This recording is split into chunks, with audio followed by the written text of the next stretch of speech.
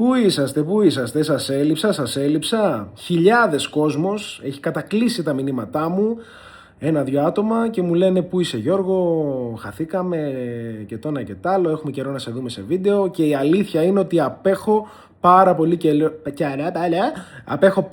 καιρό από τα βίντεο, έχω να κάνω πάρα πολύ καιρό βίντεο. Η αλήθεια είναι, εντάξει, υπήρξαν αλλαγές, φόρτος εργασίας, διάφορα κτλ. Που δεν είχα έτσι την ενέργεια και την διάθεση να κάνω βίντεο. Αλλά επειδή ήθελα καιρό τώρα να επανέλθω, σήμερα είχα την ενέργεια, την τρομερή διάθεση. 1η του μηνός, 1η Ιουλίου, καλό μήνα κιόλας. Πείτε μου που θα πάτε διακοπές στα σχόλια. Σας ρώτησα και στο Instagram στα stories. Πείτε μου που θα πάτε διακοπές.